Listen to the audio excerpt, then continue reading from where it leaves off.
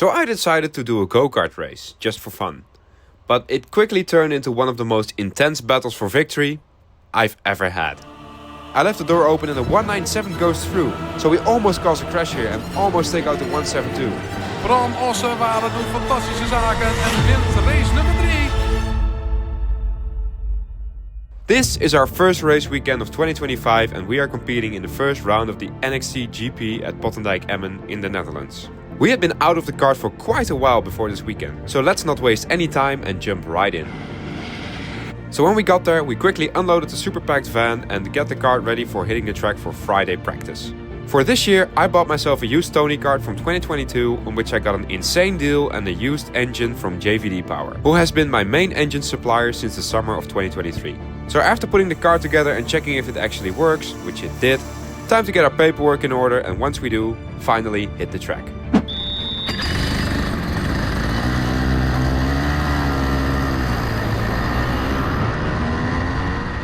So guys, welcome to circuit Bottendijk-Emmen in the Netherlands.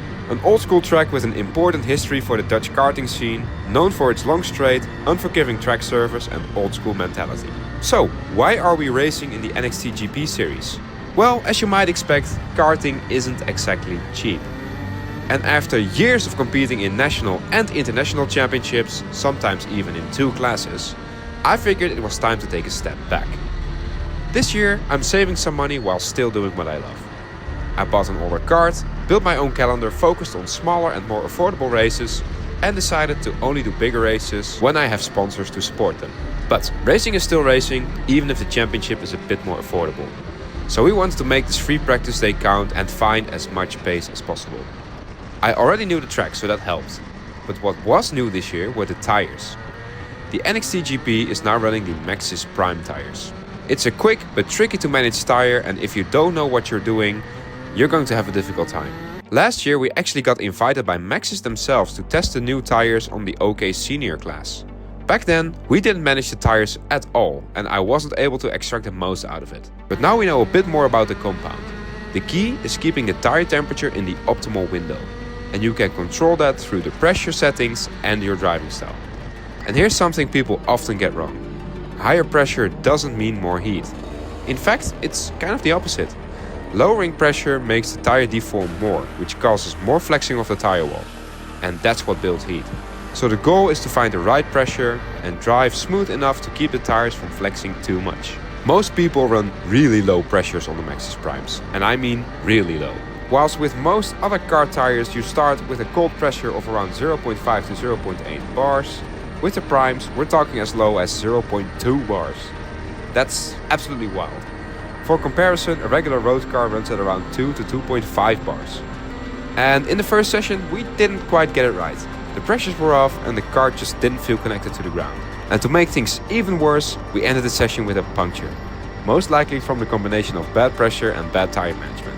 So for session 2 we made some changes, we slightly increased the pressures and more importantly I adjusted my driving style. I started braking earlier and more gradually, using smoother steering inputs and I delayed the throttle just a bit on corner exit. Normally you'd think that would slow you down, but the opposite happened. Because here's the thing, with these tires, how you drive directly affects how they behave. If you're too aggressive on the brakes, the steering or the throttle, you'll just overheat the rubber, deform the carcass and you will lose grip. But when you stay smooth and controlled, you keep that tire in the perfect temperature window and that's when it really performs. That session made it clear. If we wanted to win this race, we had to understand this tire better than anyone. And that started with me behind the wheel. Well guys, we're halfway done with the day and it's freaking snowing / hailing / raining in March. But we did manage to fix the puncture. Went a little bit faster now, tried to think with the setup which worked quite well. But now it's a matter of waiting to see if we need the wet tires or not.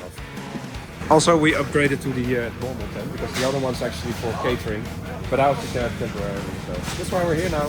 And now we actually improved a bit with the lap times, and also you can see the top speed there is really good, so that's nice. So I hope we don't need the wets, but I don't know. So, luckily, no wets needed for the rest of the day. So we used this time to really dial in the setup, fine-tune the driving, and shave off some of those last tenths of lap time.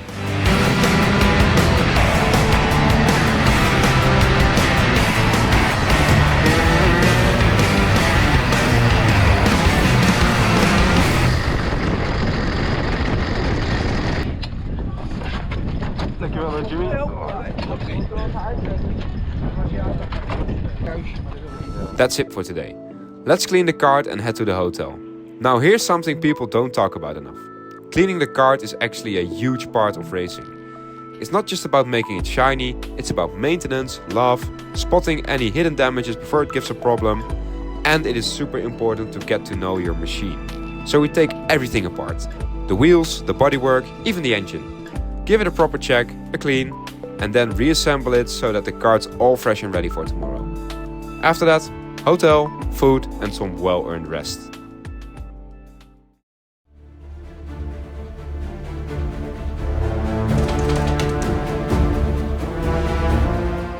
Right guys, day 2. Today we've got the last 3 practice sessions and quali at the end of the day. As you know, Saturday is way more serious than Friday. Faster engines, fresher tires and a lot more drivers on track. We are now running the race engine, which is about 0.2 a lap quicker than the practice engine. I figure most drivers are on their race spec too, so this day really shows how fast we actually are. And I have to say, early pace looked promising. Top 3 seemed likely, trading P1 with our main rival, the 197 from Team KSD.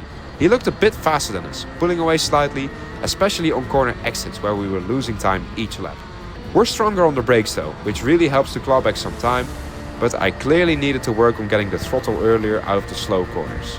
So I started pushing it, but at one moment we pushed it a bit too far.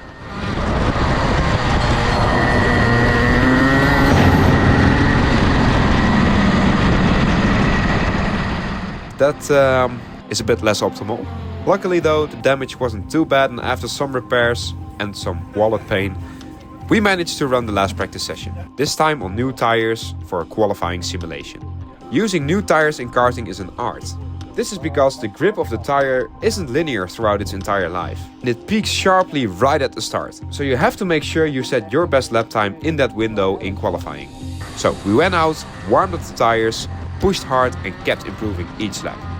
And the peak came quite late, around lap 8, which is quite late for karting tires, but now at least we knew what to expect. We set a lap time of 40.08 and we even overtook the 107, one of the front runners for this weekend. Still, we were about 1 or 2 tenths off the pace, so to get a good qualifying result, we'd need to push hard from the start and set as many laps as possible. Because we just learned in a previous session that the peak performance of this tire set comes in quite late. Alright guys, practice is over. Went pretty well I think, apart from our little incident that we had. Yeah, I think we should be good enough for top 5 pace. Maybe we can get pole, maybe not, we'll see. I hope we can get it, but depends on a little bit of luck and also how well I do and if I crash or not, so yeah. But yeah, quali, let's go. So, ready. The plan? Once the session starts, get out there and do as many laps as we could. But as soon as the green flags were shown, the karting gods had other plans for me.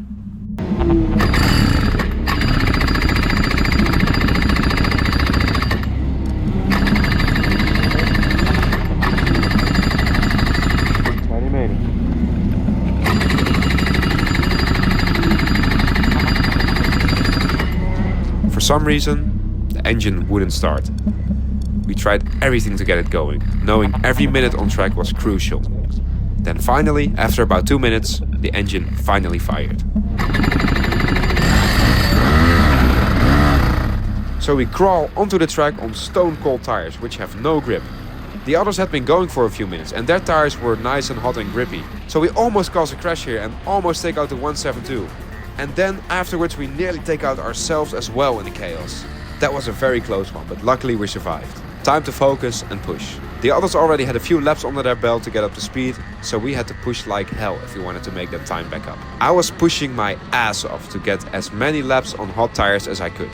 Pushing, climbing the ranks every single lap, trying to get the most out of the tires, even though I knew I was in the disadvantage here.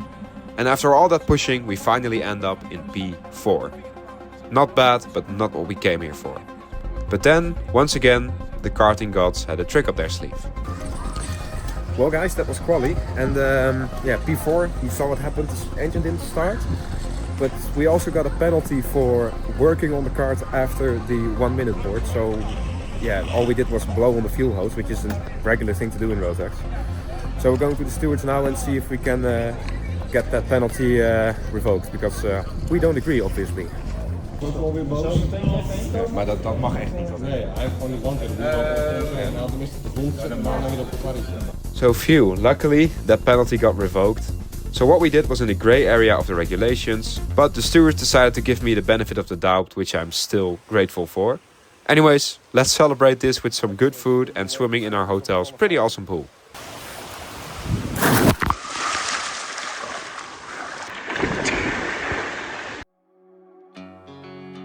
Well guys, showtime. 3 races today, no complicated finals or heats, just 3 races and the guy with the most points at the end wins the event.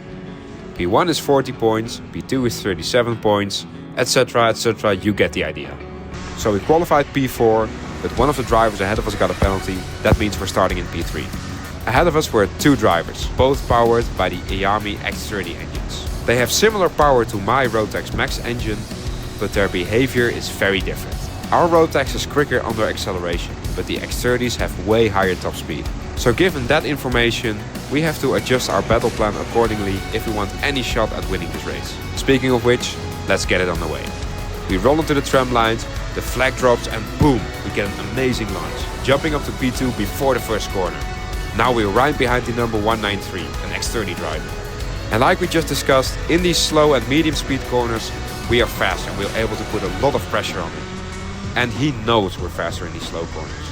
He's continuously looking behind him, trying to defend, but we are just all over him. Out of the corner coming onto the main straight, we get a monster exit and we are able to push him along. But remember, at the end of the straight, he will have the advantage. He defends hard, we get bump drafted by the X30 behind us, allowing us to make a slick move into turn 1 for the lead. Boom, and just like that, we're in control of the race now. Time to focus, put our head down and build a gap to the field, which was easier said than done. Remember, we are much faster in the slower corners and we are able to pull away on every corner and exit. But with the mighty top speed of those X30 engines and the power of slipstream on this ridiculously long straight, that was easier said than done. The X30s managed to stay with us for quite a while, and they eventually swapped positions after the 138 moves the 193 out of the way. So with the 138 right on our tail, we have to keep in mind that this is an assertive driver who looks very racy at this point in the race. I know he's aggressive and he will attack us sooner or later. And just half a lap later, he tries a desperate move up the inside of the hairpin, but he is just too far away, we hold him off, and we are able to rocket ship out of this corner due to our better acceleration. Our goal now is to pull away from him as much as possible to limit his chances. But just 2 laps later, the final lap sign appears. It's all or nothing from now. He brakes late, catches us into turn 1, and races hard to turns 1 and 2. He had a little look there up the inside, but we just need to stay clean, follow our lines and defend in the last 2 hairpins.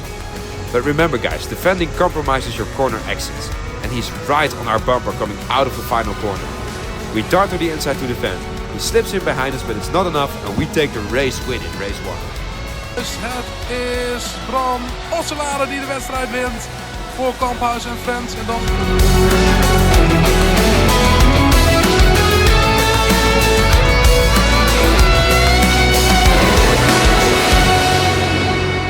Right guys, we won for the first race.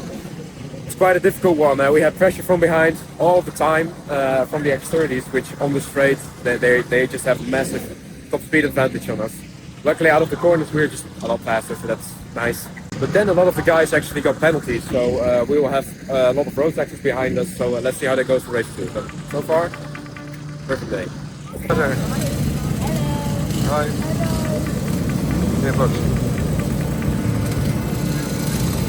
Hey! Right guys, time for race 2. Just like last time, we have a 10-minute race, but this time we are starting on pole position.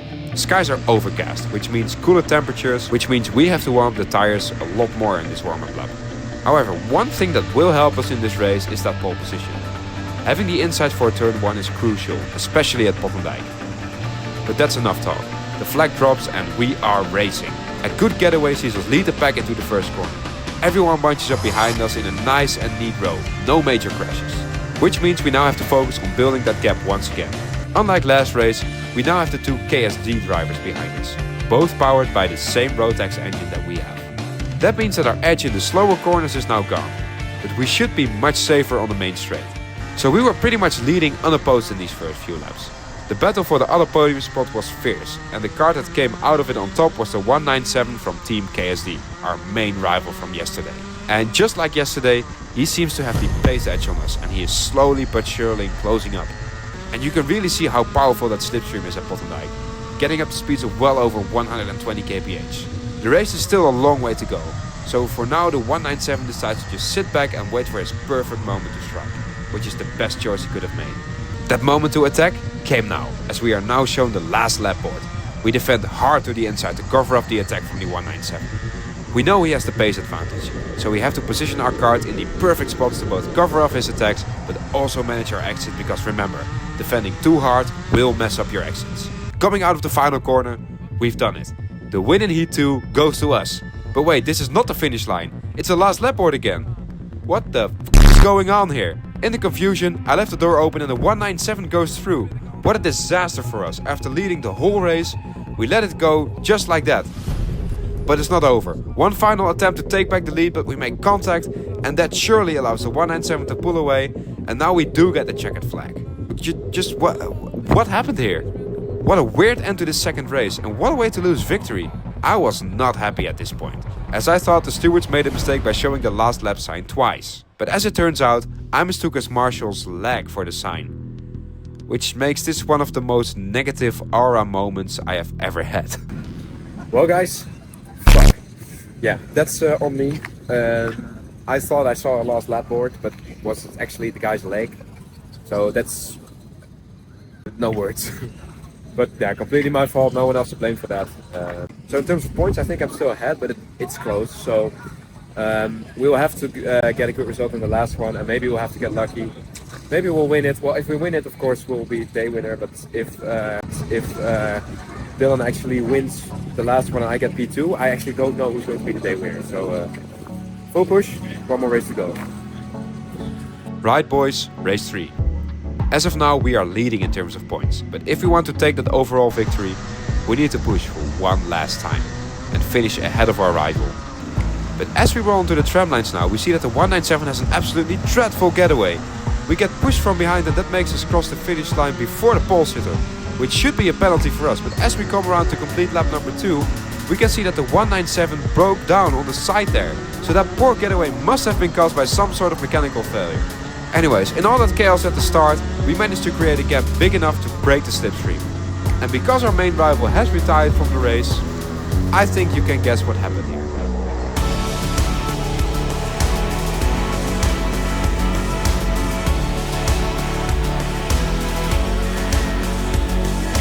Hier zien we inderdaad in beeld. Bram Ossenwaarde doet fantastische zaken en wint race nummer 3.